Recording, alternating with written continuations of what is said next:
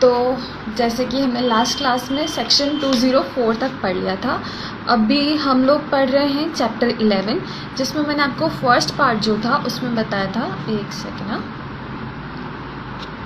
Thank you प्रतिमा। हाँ, तो मैं ये कह रही थी हम लोग चैप्टर 11 पढ़ रहे हैं। चैप्टर 11 में हमने ये पढ़ा है, अभी तक 2 पार्ट में डिवाइड किया हमने चैप्टर 11 को। फर्स्ट पार्ट जो था उसमें हमने पढ़ा फैब्रिकेटिंग फॉल्स एविडेंस, फैब्रिकेटिंग या फिर गिविंग फॉल्स एविडेंस, झूठे एविडेंस को देना या फिर बनाना। Got it? हमने ये पढ़ा था चैप्टर 11 के फर्स्ट पार्ट में, जो था सेक्शन 200 से 210 तक। ओके, सॉरी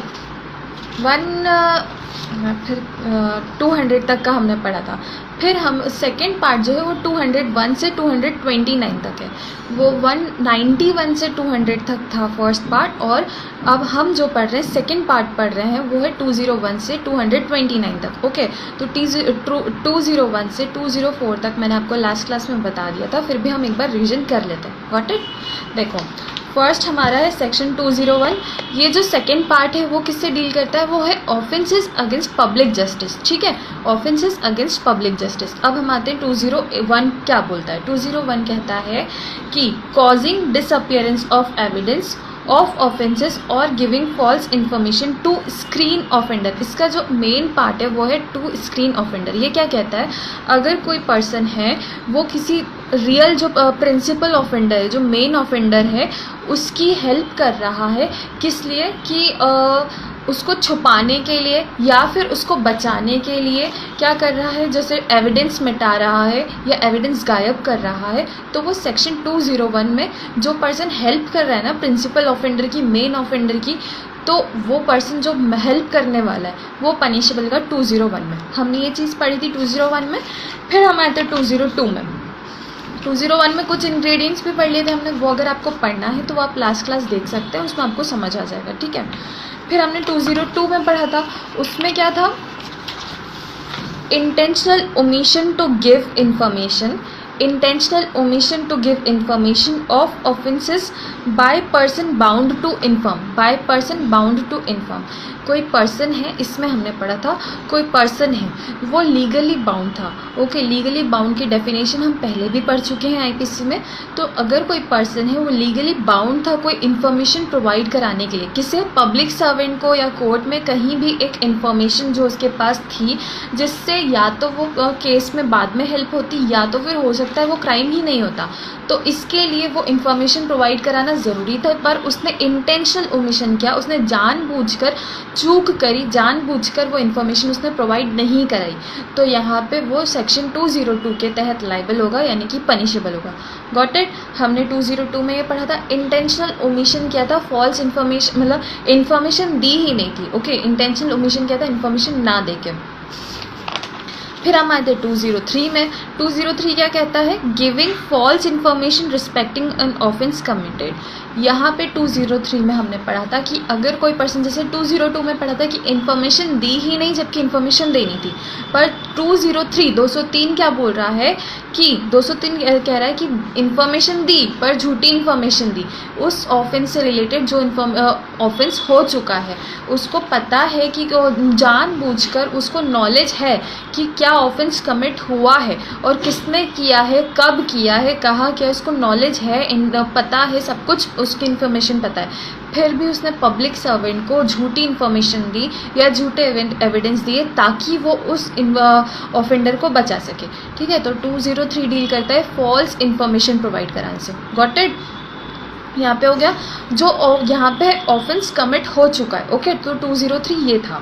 फिर हमारे 204 पे, हमारा 204 जो है वो हमने आईपीसी के सेक्शन 175 से के साथ पढ़ा था। आईपीसी का 175 क्या था? कि इंफॉर्मेशन प्रोवाइड कराना पब्लिक सर्वेंट को। ओके, यहाँ पे हमारा 204 क्या कहता है? Destruction of document or electronic record to prevent its production as evidence. कोई पर्सन है, उसको पता है कि ये चीज़ एज एन एविडेंस बाद में काम आ सकती है, पर उसको ऐसा था कि डॉक्यूमेंट या इलेक्ट्रॉनिक रिकॉर्ड था उसके पास जो किसी ऑफेंस के या किसी भी चीज़ के लिए बाद में काम आ सकती थी उस पब्लिक सर्वेंट के, पर यहाँ पे उसने वो गायब कर दिया, मिटा दिया, जला दिया या उसका बेस ख़त्म कर दिया जो मेन डॉक्यूमेंट था उसका, ताकि वो एज एन एविडेंस बाद में काम ना आ सके। तो हमने 204 में ये पढ़ा था कि हमने कोई पर्सन है, उसके पास कोई ऐसा डाटा है, इलेक्ट्रॉनिक रिकॉर्ड है या डॉक्यूमेंट है जो as an evidence okay, particular evidence आना चाहिए यहाँ पे, एज एन एविडेंस बाद में वो डॉक्यूमेंट काम आ सकता है। तो उसने वो डॉक्यूमेंट के साथ छेड़छाड़ करी, मतलब कि उसके साथ कुछ ऐसा किया जो एज एन एविडेंस कोई सेंस नहीं रखाएगा बाद में। तो उसने वो चीज़ क्या की, या तो उसको डिस्ट्रक्ट कर दिया, मतलब जला दिया, या फिर ख़राब कर दिया, वेस्ट कर दिया। तो वो चीज़ यहाँ पे जो पर्सन कर रहा है वहाँ पे 204 में उसको पनिश किया गया है। ठीक है, 204 हमने 175 के साथ पढ़ा था, उसमें भी कुछ ऐसा ही था, पब्लिक सर्वेंट के साथ था। वो हम पढ़ चुके हैं, वो बाकी आप पढ़ेंगे तो आपको ईजिली समझ आएगा। आज से हम स्टार्ट कर रहे हैं 205। आज हम 3 सेक्शन पढ़ेंगे, वैसे तो 4 सेक्शन हैं, क्योंकि 205 के साथ हम 229 जो हमारा लास्ट सेक्शन है इस चैप्टर का वो भी पढ़ेंगे। 205 read with section 229 of IPC. इसमें मेन वर्ड क्या है, पर्सोनेशन। पर्सोनेशन मतलब होता है वेश धारण करना, जैसे कि कोई पर्सन का बैच यूज़ कर लेना, यूनिफॉर्म यूज़ कर लेना, ताकि दूसरे लोग उसको उसकी तरह समझें। Got it. तो यहाँ पे 205 जो है वो हम 229 आईपीसी के साथ पढ़ेंगे। ओके, उसके बाद हम 205 के बाद 206 और 207 आज पढ़ेंगे। तो स्टार्ट करते हैं। ओके, फर्स्ट लीगल और जुडिशियल एकेडमी में आप सभी का स्वागत है। देन सेक्शन 205 से स्टार्ट करता हूँ। 205 है false personation. False personation for purpose of act और प्रोसीडिंग इन सूट और प्रोसिक्यूशन। फिर से सुन लो, false personation for purpose of act और प्रोसीडिंग इन सूट और प्रोसिक्यूशन। अब इसका हिंदी सुन लो, फिर मैं आपको एक्सप्लेन करती हूँ। ओके,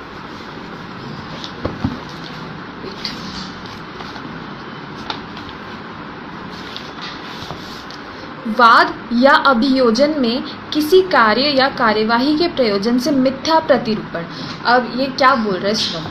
अगर कोई पर्सन है, वो चाहता है कि कोई केस है या फिर कोई जुडिशियल प्रोसीडिंग चल रही है, उसमें कुछ ऐसा हो जिससे कि चीज़ें गलत हो या फिर उसकी कोई षड्यंत्र है, कोई चाल है, तो इसके लिए वो पर्सोनेशन करता है, किसी और का रूप धारण करता है। जैसे कई बार होता है कि आपको वहाँ पे जाके एविडेंस देना होते हैं, तो वो झूठे एविडेंस दे या फिर कुछ भी करे, तो इसके लिए वो दूसरा रूप धारण करता है। तो वो चीज़ यहाँ पे पनिशेबल है, सेक्शन 205 में पनिशेबल है। देखो ये क्या एक्सप्लेन करता है, सुना। whoever मतलब कोई भी person, whoever falsely personates another and in such assumed character okay, मतलब फेक कैरेक्टर या फिर कोई भी दूसरा कैरेक्टर, मान लो भाई, जैसे 2 भाई एक जैसे दिखते हैं, ट्विन ब्रदर्स हैं, तो एक की जगह पे दूसरा चला गया, ऐसा भी कई बार होता है। तो लोग ऐसा करते हैं ताकि वो लोग झूठी गवाही दे दें या कुछ भी ऐसा करें, तो इसके लिए ये चीज़ें होती है। तो यहाँ पे ये चीज़ आईपीसी में बता दी गई है कि अगर कोई फॉल्स पर्सोनेशन करता है, ओके, कोई एक्ट के लिए या जुडिशियल प्रोसीडिंग के लिए या किसी केस के लिए, तो वो चीज़ पनिशेबल है सेक्शन 205 आईपीसी में।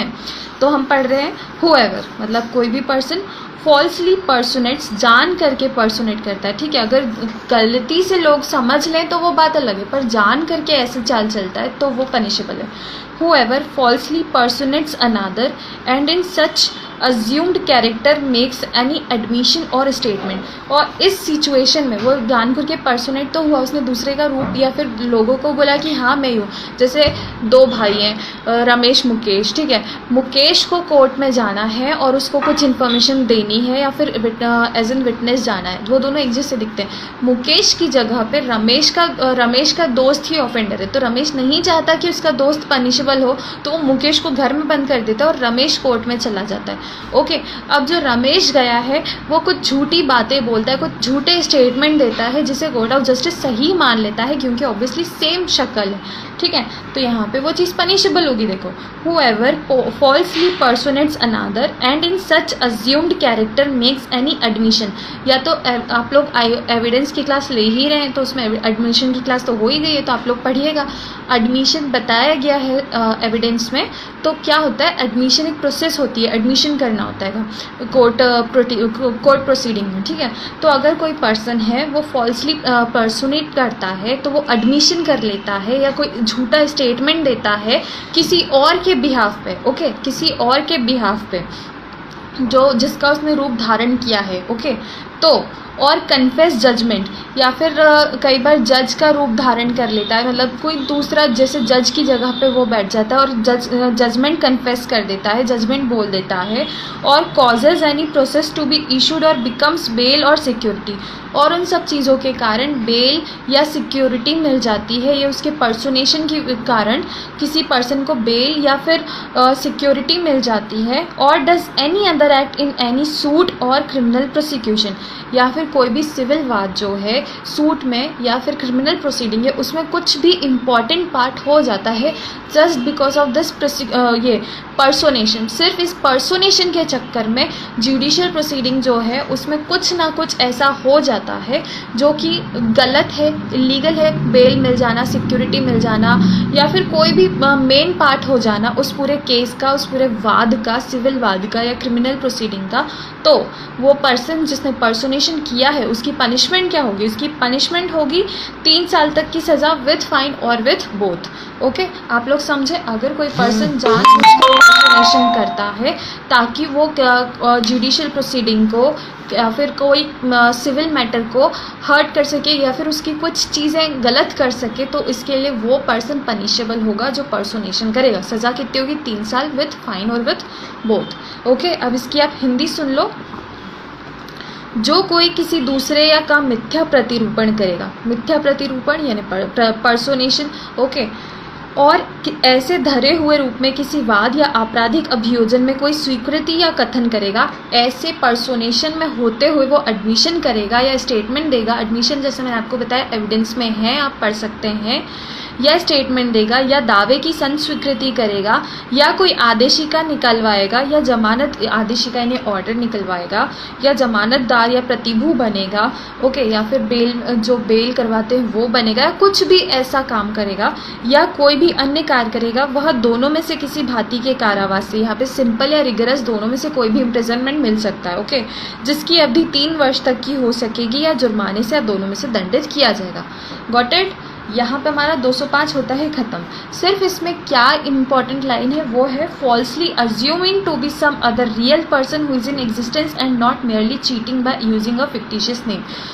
कोई फिक्टिशियस नेम नहीं ले रहा, यहाँ पे कोई किसी और का रूप धारण कर रहा है, ठीक है। जैसे जज के जगह पे कोई और आ गया, कोई और वकील की जगह पे कोई और वकील आ गया, दोस्त की जगह दूसरा दोस्त आ गया, ऐसे कोई पर्सन, फिक्टिशियस नेम या झूठा नेम नहीं जो कोई है ही नहीं, कोई पर्सन, लिविंग पर्सन जो ऑलरेडी है उसके जगह पे कोई दूसरा आ रहा है, तो यहाँ पे 205 लागू होगा।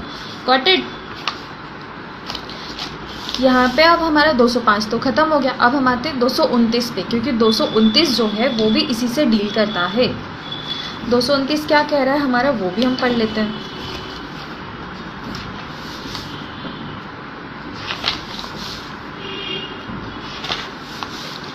पर्सोनेशन ऑफ अ ज्यूरर और असेसर। ओके, जैसे कि हमारे ज्यूरी होते थे पहले के ज़माने में, अभी तो जैसे जजेस होते हैं, तो उनका अगर कोई धारण कर ले रूप तो क्या होगा?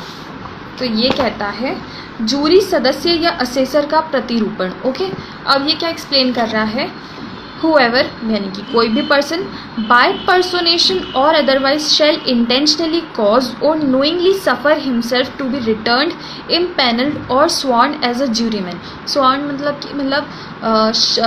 शपथ लेना या फिर कसम खाना कि हाँ मैं ही ज्यूरी मैन हूँ, एज इन झूठा बोल रहा है, ठीक है, झूठ बोल रहा है वो, उसकी ज्यूरी मैन की जगह कोई और आ गया है, ठीक है। Or assessor in any case in which he knows that he is not entitled by law, जबकि वो जानता है कि वो इंटाइटल नहीं है लॉ के द्वारा, उसको लॉ के द्वारा परमिट नहीं किया गया है कि वो ऐसा कुछ करे, ज्यूरी मैन की जगह ले या फिर कुछ भी असेसर की जगह ले, फिर भी वो आता है to be so return empanelled और स्वॉर्न और knowing himself to have been so returned, empanelled और स्वॉर्न कॉन्ट्रेरी टू लॉ के कॉन्ट्रेरी में, okay, shall voluntary serve on such jury और as such assessor shall be punished with imprisonment of either description for a term which may extend to 2 years। यहाँ पे कितनी सज़ा है? 2 साल की सज़ा।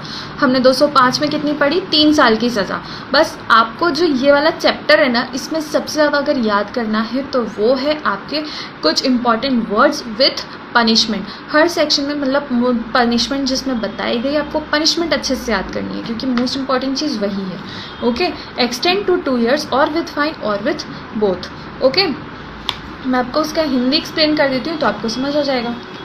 देखो, जो कोई किसी मामले में प्रतिरूपण द्वारा या अन्यथा अपने को यह जानते हुए जूरी सदस्य या असेसर के रूप में तालिकांकित कर पेनलित या ग्रहित शपथ साशय करेगा या होने देना जानते हुए सहन करेगा कि वह इस प्रकार तालिकांकित पैनलित या ग्रहित शपथ होने पर विधि द्वारा हकदार नहीं है, या यह जानते हुए कि वह इस प्रकार तालिकांकित पैनलित या ग्रहित शपथ विधि के प्रतिकूल हुआ है, ऐसे जूरी में या ऐसे असेसर के रूप में स्वेच्छा सेवा करेगा, वह दोनों में से किसी भांति के कारावास से जिसकी अवधि 2 वर्ष तक की हो सकेगी, जुर्माने से दोनों से दंडित किया जाएगा। समझे आप? मतलब वही कह रहा है, अगर कोई पर्सन ज्यूरी या असेसर की जगह लेगा, कुछ काम करेगा उनके बिहाफ पे, तो यहाँ पे उसको 2 साल तक की सज़ा मिल सकेगी विथ फाइन और विथ बोथ। ओके, अब हम आते हैं हमारे नेक्स्ट सेक्शन पे, आज के 206 क्या कह रहा है? फ्रॉड्यूलेंटली, आईपीसी का सेक्शन 206 हम पढ़ते हैं। Fraudulently removal or concealment of property to prevent its seizure as forfeited or in execution. फिर से एक्सप्लेन कर देती हूँ। पहले आप बताओ फॉरफिटेड कहाँ पे, फ्रॉड्यूलेंट कहाँ है? हमने फ्रॉड्यूलेंट पढ़ा है, आईपीसी में इसकी एक्सप्लेन किया गया है। आईपीसी में चैप्टर 2 में फ्रॉड्यूलेंट हमने पढ़ा है सेक्शन 25 में। ओके, तो फ्रॉड्यूलेंट सेक्शन 25 में हम पढ़ चुके हैं। अब उसी से रिलेटेड सेक्शन कहाँ है? 206 में हम पढ़ रहे हैं। Okay, fraudulent removal or concealment of property to prevent its seizure as forfeited or in execution. Okay, 1 second. Great, answer मिल गया मुझे, थैंक यू। तो हम लोग 206 में जैसे पढ़ रहे हैं, fraudulent removal or concealment of property to prevent its seizure as forfeited or in execution. देखो 206 और 207 वो एक दूसरे से संबंधित है, मतलब एक दूसरे से रिलेट करते हैं। 206 क्या बताता है? कोई पर्सन है, उसके अगेंस्ट ऑर्डर निकला है या फिर डिक्री निकली है कि इसकी प्रॉपर्टी को फॉरफिट करना है, इसकी प्रॉपर्टी को जब्त करना है या सीज करना है। जैसे आप लोग सीआरपीसी में इसका प्रोसीजर कि प्रॉपर्टी कई बार क्या होता है, ऑर्डर निकलता है कि कोर्ट ऑर्डर देती है या कुछ भी दूसरी सिचुएशन होती है कि इनकी प्रॉपर्टी जब्त कर ली जाए या सीज कर ली जाए। ओके, पर अब क्या होता है, कोई पर्सन क्यों चाहेगा कि उसकी प्रॉपर्टी जब्त हो जाए या ले ली जाए, उससे अलग हो जाए? तो वो क्यों चाहेगा? तो कई बार तो जो नॉर्मल पर्सन, सीधे पर्सन होते हैं, वो तो ठीक है, चलो अब कोर्ट है, कोर्ट का आदेश तो मानना ही पड़ेगा, कोर्ट की डिक्री माने। डिक्री आप कहाँ पढ़ेंगे? सिविल प्रोसीजर कोर्ट में आप पढ़ेंगे, डिक्री की डेफिनेशन बताई हुई है। ओके, तो अब जैसे अगर यहाँ पे कोई कोर्ट ने डिक्री दी है, ऑर्डर दिया है कि फॉरफिट कर ली जाए इस पर्सन की प्रॉपर्टी या सीज कर ली जाए, तो क्या होगा? यहाँ पे अगर कोई पर्सन दे देता है, जाने देता है उसकी प्रॉपर्टी, तो ठीक है, पर कई बार कुछ लोग होते हैं जो छुपा देते हैं, चाल चलते हैं कि उनकी प्रॉपर्टी को छुपा दिया, यानी कि कंसील कर दिया, या फिर किसी और के नाम पे ट्रांसफ़र कर दिया या गिफ्ट कर दिया। इससे क्या होगा? उनकी प्रॉपर्टी बच जाएगी। ओके, एक सेकेंड, आए मेरे पास क्वेश्चन अभी तक, वेट। हाँ, तो ये क्या कह रहा हैगा, अगर कोई पर्सन है वो बोल रहा है कि उसने क्या किया, कंसील कर दिया, अपनी प्रॉपर्टी को छुपा दिया या ट्रांसफ़र कर दिया या गिफ्ट कर दिया या फिर कुछ भी ऐसा कर दिया जिससे उसकी प्रॉपर्टी सीज ना हो या फॉरफिट ना हो, तो यहाँ पे वो लाइबल है सेक्शन 206 में, जिसमें उसको पनिशमेंट मिलेगी। पनिशमेंट क्या होगा? 2 साल तक की सज़ा विद फाइन और विद बोथ। पर ये जो सेक्शन है ना, ये किस में अप्लाई होगा? ये सिविल केसेस में अप्लाई होगा। मोस्ट इंपॉर्टेंट चीज़ इस सेक्शन की है तो वो है सिविल सूट में ही ये सेक्शन अप्लाई होगा, ना कि क्रिमिनल में। Got it? अब देखो, अब हम लोग ये पढ़ लेते हैं, पूरा एक्सप्लेन कर देती हूँ मैं आपको। 206 की हिंदी क्या है पहले आप वो सुन लो। 206 की हिंदी है,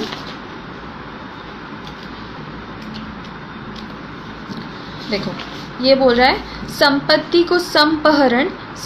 को संपहरण किए जाने में या निष्पादन में अभिग्रहित की जाने के लिए उसे कपटपूर्वक हटाना या छिपाना। ठीक है, कपटपूर्वक हटाना या छिपाना मोस्ट इंपॉर्टेंट चीज़ है 206 में। फ्रॉडुलेंटली जैसे हम पढ़ ही चुके हैं। अब देखो ये क्या बोल रहा है, whoever मतलब कोई भी पर्सन, whoever fraudulently removes यानी हटा दिया, conceals यानी छिपा दिया, ट्रांसफर्स यानी ट्रांसफ़र कर दिया, और डिलीवर्स टू एनी पर्सन यानी डिलीवरी भी दे दी, किसी और को दे दिया, ओके, टू एनी पर्सन कोई दूसरे पर्सन को दे दिया, एनी प्रॉपर्टी और any interest therein intending thereby, intending यानी कि इंटेंशन, दे दी वो प्रॉपर्टी किसी को दे दी, intending thereby to prevent that property और interest therein from being taken as a forfeiture और in satisfaction of a fine. मतलब कि अगर प्रॉपर्टी वही जैसे मैंने आपको एक्सप्लेन किया कि वो पर्सन नहीं चाहता इस इंटेंशन से कि उसकी प्रॉपर्टी सीज ना की जाए, इसलिए वो ये 4 चीज़ करता है, रिमूवल कर देता है इस प्रॉपर्टी का, या गिफ्ट कर देता है, या फिर ट्रांसफ़र कर देता है, या फिर सेल कर देता है। ये सब चीज़ें अगर करता है ताकि उसकी प्रॉपर्टी सीज होने से बच जाए, फॉरफिट होने से बच जाए, तो इस इंटेंशन से okay under a sentence which has been pronounced, वो सेंटेंस के होने के बाद जो प्रोनाउंस हो चुका है, या which he knows to be likely to be pronounce, या तो वो जानता है कि प्रोनाउंस हो चुका है वो सेंटेंस माने कि पनिशमेंट, ओके, या फिर होने वाला है, वो उसको नॉलेज है कि या तो यही ऑर्डर निकलेगा या हो निकल चुका है, तो वो इसलिए ये सब चीज़ें कर रहा है, इसलिए वो ये सब साजिशें रच रहा है। तो बाय कोर्ट ऑफ जस्टिस और other competent authority, court of justice यानी कि कोई कोर्ट ऑर्डर देती है तब भी, या फिर कोई अथॉरिटी है जिसको ये लाइबिलिटी है, या फिर जिसको ये अथॉरिटी है कि हाँ वो ये ऑर्डर दे सकती है फॉरफीचर का या फिर सीज करने का। ठीक है, competent authority or from being taken in execution of a decree or order which has been made which he knows to be likely to be made by a court of justice in a civil suit, इसमें particular बोला गया civil suit, shall be punished with imprisonment of either description for a term which may extend to 2 years or with fine or with both। अब इसका आप हिंदी सुन लो, okay. सिर्फ इसमें क्या है कि इसमें कोई पर्सन है वो अपनी प्रॉपर्टी को सीज होने से या फॉरफिट होने से रोकना चाहता है, ओके। सिर्फ एक ही लाइन इंपॉर्टेंट है कि कोई पर्सन है वो अपनी प्रॉपर्टी को सीज होने से यानी कि जब्त होने से या फॉरफिट होने से बचाना चाहता है। कोर्ट ऑफ जस्टिस ने या कोई कॉम्पिटेंट अथॉरिटी ने ऑर्डर निकाला है कि इनकी प्रॉपर्टी को जब्त कर लिया जाए, तो बस वो चीज़ रोकना चाहता है, इसलिए वो कुछ भी करता है, कुछ भी, ओके। ज़रूरी है कि मतलब छुपा दिया, हटा दिया, ट्रांसफ़र कर दिया, ये सब चीज़ें कुछ भी करता है तो वो इस सेक्शन में लाइबल होगा, उसकी सज़ा मिलेगी। सज़ा होगी 2 साल विद फाइन और विद बोथ। हिंदी में आपको पढ़ देती हूँ एक बार, देखो। जो कोई किसी संपत्ति को या उसमें के किसी हित को इस आशय से कपटपूर्वक हटाएगा, छिपाएगा या किसी व्यक्ति को अंतरित या परिदत्त करेगा कि तद द्वारा वह उस संपत्ति या उसमें से किसी हित का ऐसे दंडादेश के अधीन जो न्यायालय या किसी अन्य सक्षम प्राधिकारी द्वारा सुनाया जा चुका है या जिसके बारे में वह जानता है कि न्यायालय या अन्य सक्षम प्राधिकारी द्वारा उसका सुनाया जाना संभाव्य है, मतलब उसको पता है अभी अगर सुना दिया गया तो ठीक है, पर उसको ये भी नॉलेज है कि हो सकता है सुना दिया जाए। फ्यूचर का नॉलेज रहता है ना कि ये कोर्ट ऑफ जस्टिस की ऑर्डर दे सकती है, इसलिए भी वो ये सब चीज़ें करता है, तब भी वो लाइबल होगा, ओके। तो सुनाया जा चुका है जिसके बारे में वह जानता है कि न्यायालय या अन्य सक्षम प्राधिकारी द्वारा सुनाया जाना संभाव्य है, संपहरण के रूप में या जुर्माने के चुकाने के लिए जाना या ऐसी डिक्री या आदेश के निष्पादन में जो सिविल वाद में न्यायालय द्वारा दिया गया हो, या जिसके बारे में वह जानता है कि सिविल वाद में न्यायालय द्वारा उसका सुनाया जाना संभाव्य है, लिया जाना निवारित करे, वह दोनों में से किसी भांति के कारावास से जिसकी अवधि 2 वर्ष तक की हो सकेगी या जुर्माने से या दोनों से दंडित होगा। Got it? बस हमारा सेक्शन 206 भी हो गया ख़त्म। अब हम आते हैं हमारे नेक्स्ट सेक्शन पे, वो है आज का लास्ट सेक्शन 207। आईपीसी का 207 क्या कहता है? ये कहता है, जैसे मैंने आपको बताया कि ये 206 के आगे का ही है। जैसे कि 206 में कोई पर्सन जिसकी खुद की प्रॉपर्टी वह खुद ही छुपा रहा है, तो यहाँ पे 206 में वो लायबल होगा। अब अगर सामने वाला कोई पर्सन है जिसको ये प्रॉपर्टी मिल रही है, या फिर वो पर्सन जानता है कि ये प्रॉपर्टी फॉरफिट होने वाली है, सीज होने वाली है, वो क्लेम करता है कि ये मेरी प्रॉपर्टी है, सामने वाला कोई दूसरा ही पर्सन क्लेम करता है कि ये मेरी प्रॉपर्टी, तो वो जबकि वो प्रॉपर्टी कोर्ट सीज करने वाली है और वो झूठा क्लेम करता है, फॉल्स क्लेम करता है, सच नहीं, तो यहाँ पे वो 207 में लाइबल होगा, 207 में पनिशेबल होगा। अब देखो सुनो क्या एक्सप्लेन कर रहा है ये। Fraudulent claim to property to prevent its seizure as forfeited or in execution, okay. अब इसका हिंदी आप सुनो, हिंदी क्या बोल रहा है ये। संपत्ति पर उसके संपहरण किए जाने में, निष्पादन में अभिग्रहित किए जाने से निवारित करने के लिए कपटपूर्वक दावा। ये जो क्लेम है ये क्यों हो रहा है, ताकि वो प्रॉपर्टी सीज या फॉरफिट ना हो। जैसे 206 में तो कोई पर्सन खुद ही अपनी प्रॉपर्टी को नहीं होने दे रहा था, यहाँ पे कोई दूसरा पर्सन है जो सीज या फॉरफिट नहीं होने देना चाहता उस प्रॉपर्टी को, इसलिए वो झूठा क्लेम करता है, कपटपूर्वक क्लेम करता है, फ्रॉड्यूलेंट क्लेम करता है कि ये प्रॉपर्टी मेरी है, ओके। तो यहाँ पे वो 207 में लाइबल होगा। अभी क्या एक्सप्लेन करता है वो आप सुन लो। देखो, हूएवर मतलब कोई भी person फ्रॉड्यूलेंटली accepts, receives or claims any property or any interest therein, knowingly that he has no right or rightful claim to such property or interest, or practices any deception touching any right to any property or any interest therein। मतलब देखो, कोई भी person जानबूझकर intentionally वो property लेता है as in transfer. जैसे 206 में हमने क्या पढ़ा, कोई पर्सन ट्रांसफ़र कर रहा है, डिलीवर कर रहा है, तो जो लेने वाला है वो भी तो लाइबल है ना, सिर्फ देने वाला क्यों। तो लाइबल जो है वो जानने, मतलब जो पर्सन प्रॉपर्टी ले रहा है वो जानता है कि यहाँ पे कोर्ट का ऑर्डर हो चुका है कि इस प्रॉपर्टी को फॉरफिट करना है, फिर भी वो एज एन ट्रांसफ़र अगर हो रही है तो वो ले रहा है, या डिलीवर हो रही है तब भी ले रहा है, या खरीद रहा है, जबकि उसको पता है कि कोर्ट का ऑर्डर आ चुका है उसके बावजूद, या कोर्ट ऑर्डर करेगी उसके बावजूद वो जानबूझकर इंटेंशनली वो प्रॉपर्टी लेता है या उसके ऊपर क्लेम करता है। या तो वो ले लेता है एज एन गिफ्ट या ट्रांसफरी, या फिर क्लेम खुद आगे से क्लेम करता है कि ये प्रॉपर्टी मेरी है, फ्रॉड्यूलेंट झूठा क्लेम करता है, ठीक है, ताकि वो प्रॉपर्टी कोर्ट सीज ना करे, जब्त ना करे, फॉरफिट ना करे। तो intending thereby to prevent that property, उस प्रॉपर्टी को रोकने के लिए, उस प्रॉपर्टी को रोकने के लिए, सीज होने से रोकने के लिए, और interest therein from being taken as a forfeiture और in satisfaction of a fine under a sentence which has been pronounced. वो सेंटेंस यानी वो चीज़ प्रोनाउंस हो चुकी है कि इस प्रॉपर्टी को जब्त करना है उसके बावजूद, ओके, और which he knows to be likely to be pronounced by a court of justice, या वो जानता है कि कोर्ट ऑफ जस्टिस उस चीज़ को प्रोनाउंस करेगी, उस सेंटेंस को प्रोनाउंस करेगी कि ये प्रॉपर्टी को जब्त कर लिया जाए, ओके। और अदर कॉम्पिटेंट अथॉरिटी और from being taken in execution of a decree और order which has been made और which he knows to be likely to be made by a court of justice in a civil suit shall be punished with imprisonment of either description for a term which may extend to 2 years with fine or with both।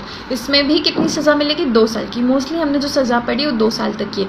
इसमें भी आपको याद करना है कि ये भी civil suit से ही डील करता है, ये सेक्शन भी सिविल सूट से ही डील करता है, ओके।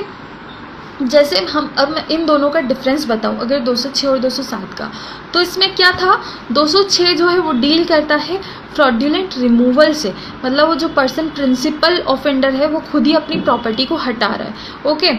और ये जो हमारा 207 है वो क्या है, वो फ्रॉड्यूलेंट क्लेम टू प्रॉपर्टी है, मतलब वो पर्सन 206 में वो रिमूव कर रहा है प्रॉपर्टी और 207 में वो क्लेम कर रहा है प्रॉपर्टी, ओके। यहाँ पे 2 चीज़ों का बस यही डिफरेंस है। 206 में पनिशमेंट किसको मिलती है, प्रिंसिपल ऑफेंडर को, जो ऑफेंडर रियल ऑफेंडर है उसको, और 207 में किसे पनिशमेंट मिलती है, क्लेमेंट को, जो क्लेम कर रहा है प्रॉपर्टी उसको पनिशमेंट मिलता है। ये डिफरेंस है इन दोनों में। बस यही सेक्शन ये बताता है कि ये वाले जो सेक्शन है ये सिविल केसेस से डील करेंगे, मतलब जो सिविल प्रोसीजर कोड में बताए गए हैं उनसे डील करेंगे। जैसे डिक्री और निकला या कोई ऑर्डर निकला किसी प्रॉपर्टी को जब्त करने का, तो सिविल प्रोसीजर कोड है ना, उससे डील करेगा ये दोनों सेक्शन, ओके। मैं आपको इसका एक्सप्लेन हिंदी में कर देती हूँ, ठीक है। ये वाला सेक्शन 207 क्या बोल रहा है, संपत्ति पर उसके संहरण किए जाने में या निष्पादन में अभिग्रहित किए जाने से निवारित करने के लिए कपटपूर्वक दावा, ओके। दावा जैसे मैं आपको बता दूं, दावा यानी कि क्लेम, तो वो चीज़ें तो सिविल CPC में होती है, क्रिमिनल उसमें नहीं होती है, ओके।